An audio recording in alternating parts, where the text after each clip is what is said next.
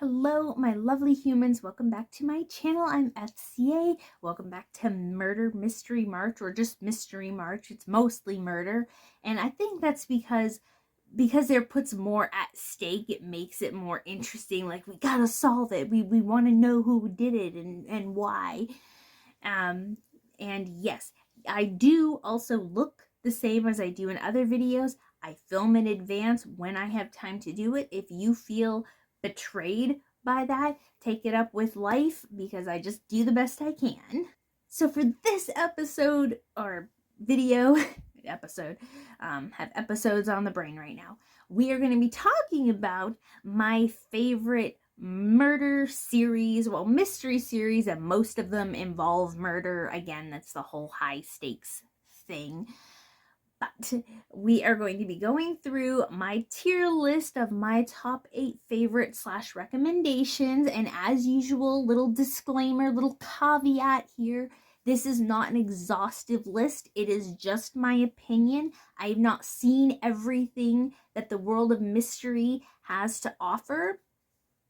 I will give my reasonings why, how to get on the list right now. So in order to get in my top 8, because 8 is my favorite number, in order to get on this list, it has to be a series. There has to be more than 3 of them. I do not consider just pure trilogies to be series, just because of that finite number. But it has to be more than 3 in the series. It has to be fictional. I do not want to give any kind of credit or legendary anything to real actual bad people. I would rather give honors and credits to good writing, good actors, and good creators instead. I will also be giving you my favorite episodes. A lot of them have more than one. They have a lot of series to them. But if I were to give like specific recommendations, I will give the last 2. I will give more than one like episode that I think will get you hooked into the series, or that I think is just great examples of the work. But let's get into it. Let's pretend that I know how to use the stop button. Nobody's perfect. Number 8 is Diagnosis Murder. Diagnosis Murder is a series that involves the main character, the main detective of the series being Dr. Mark Sloan, played by Dick Van Dyke.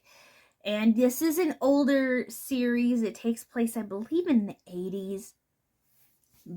And so the technology is quite funny, and a lot of these are going to be dramedies where there is that drama detective mystery element, but there's also that humor and enjoyment part of it as well. I like to laugh, and I think everyone else does too. And Mark Sloan is one of those kind of Sherlock Holmes characters, you know, the kind of character that always picks up on small little details. They're always just slightly one step ahead of the killer in some way, shape, or form, and they reveal how they found out who the killer was. And he gets the help from some nurses and doctors who also work at his hospital, and his son, who happens to be on the police force. And for my pinpoint episode for this series, it's actually much later in the series. It is season 6, episode 8. I have them written down to help keep me on track and to help me remember the seasons and episodes. And it's called Rear Windows 98. And one of the frequently occurring characters, Amanda Bentley, is a nurse at the hospital. And she's watching a webcam, you know, just somebody living their life in real time. And she sees a person get murdered.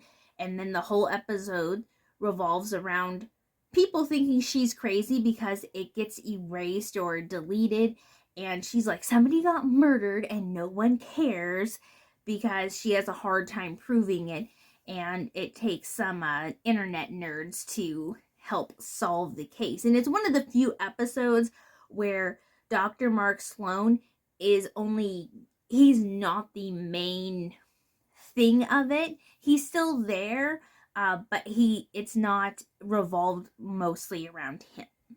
Number 7, do not come for me. This is a newer series. Most of us have heard of Wednesday, you know, the Netflix series about Wednesday Addams becoming a teenager at a high school and her adventures in that. Might seem low on the list, but please remember that this is a top 8 list. It's in the top 10. It's still wonderful. I don't have any like serious qualms about it. I just have other ones that I like a little bit more. And again, we can be civil and polite in the comments below if you disagree with my listing, or if there's something I missed, you know, let me know in a nice way below. But for anyone who doesn't know the series, I did give that little recap there. Wednesday is a troubled teen in this episode, or in this series, and she goes to the same high school for kind of outcast people that her parents did, which she deeply is insulted by because she doesn't want to be anything like her love-crazed, rather overbearing parents. And she finds herself fraught with, you know, murder and things of that nature. And my favorite episode of the series, other than the ending, which was epic, is Reap What You Woe. Every episode has the word woe in it, and it is episode 4.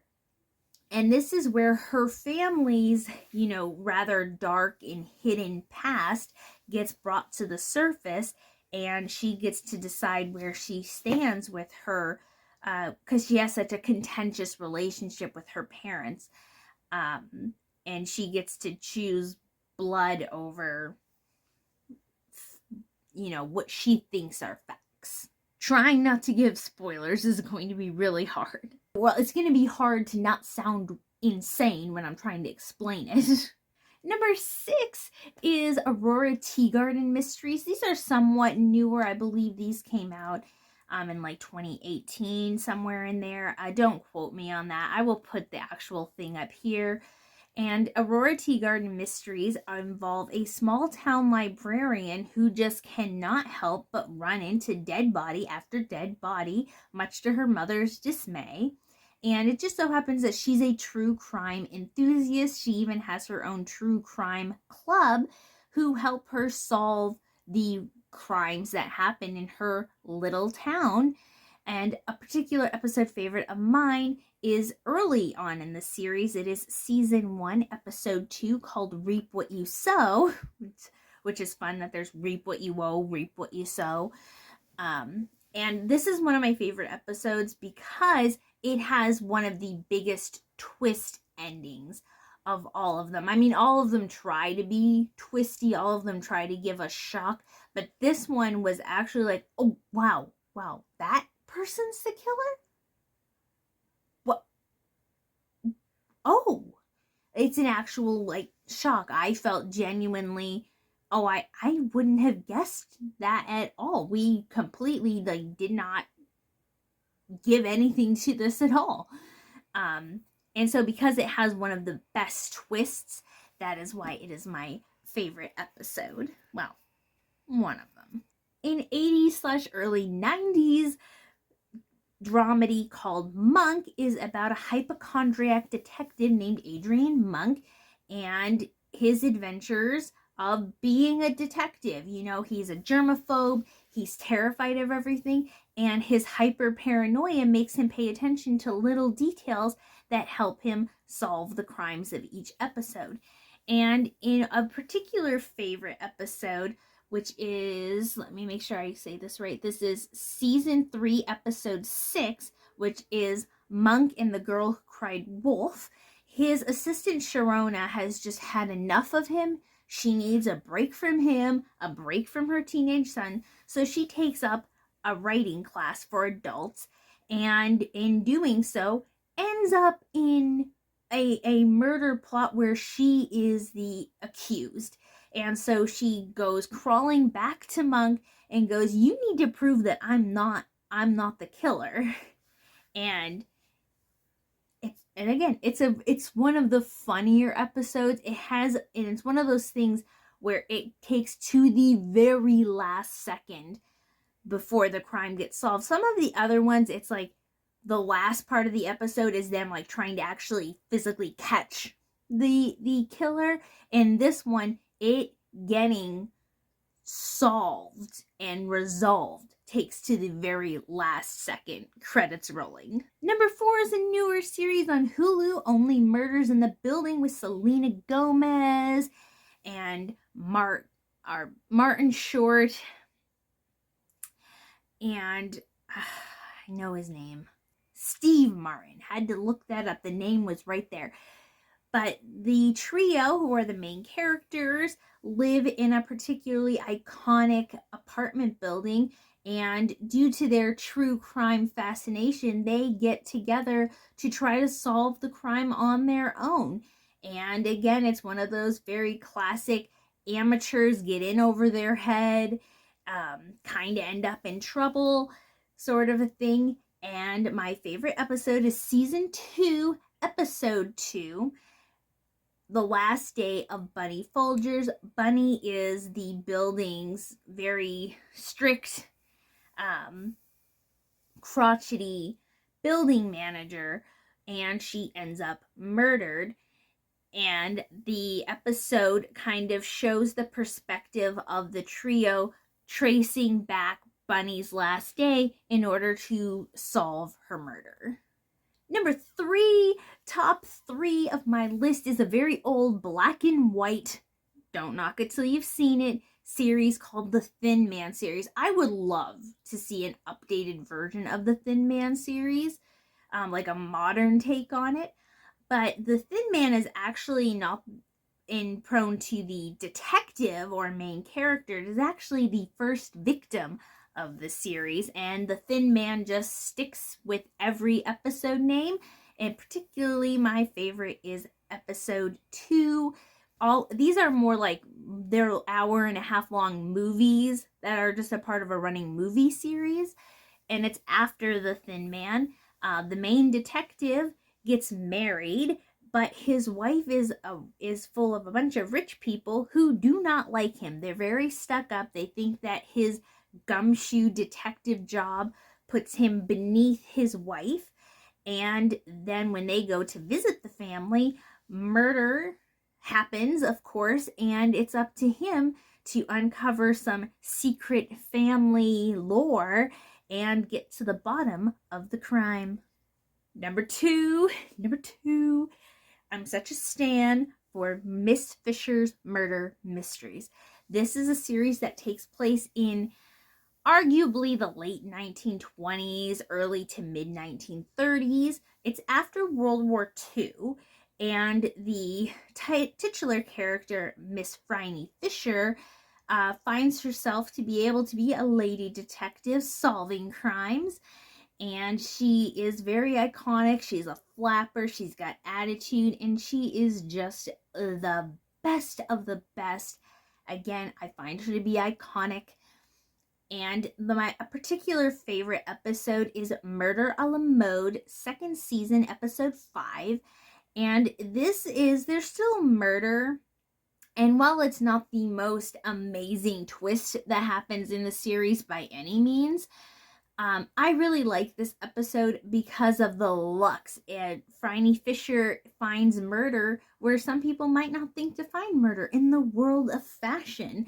A murder occurs at her favorite dressing house, and she is deigned to solve the crime, which again upheaves a lot of family drama for the owners, who are sisters of the fashion house, and also some quarrels amongst some other people in the series.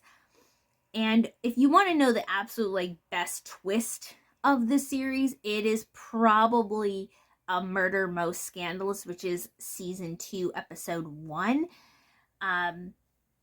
It definitely has the most at stake. It is the most entrenched with just deviousness, going through all kinds of the highest of the highs to the lowest of the lows in that one. But Murder a la Mode, because of the fashion high luxe thing to it, it just makes my inner glam girl really happy.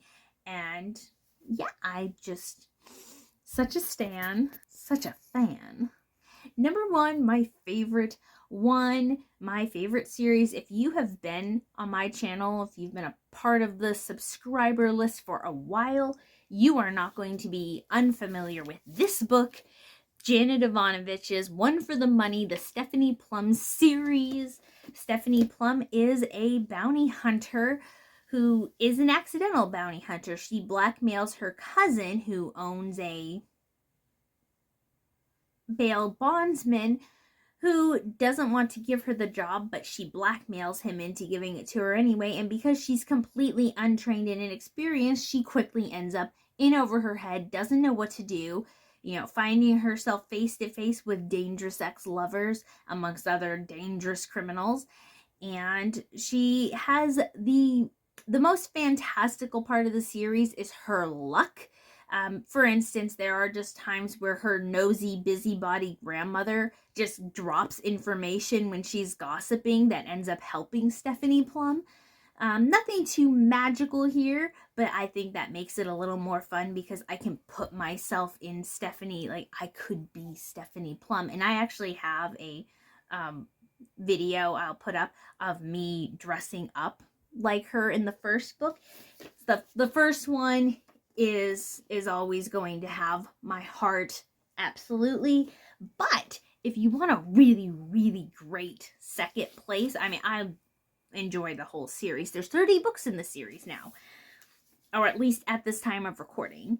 And it is number 27, much later in the series, and it's Fortune and Glory, because this one is a little less murdery and a lot more adventure, thrilling, jewel thieving joy.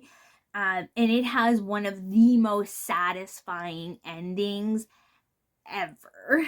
I think except for One for the Money, I think that Fortune and Glory has just the best ending in the series. All of them pretty much end up with her solving the case. Things end up relatively okay. But yeah, so that is my top 8 murder mystery series. Again, you can share your recommendations or disagreements politely in the comments below. I hope you're enjoying Mystery March.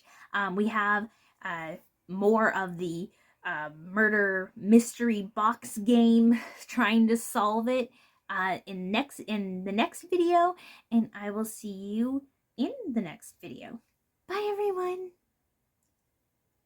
It has an itchy nose, an itchy nose.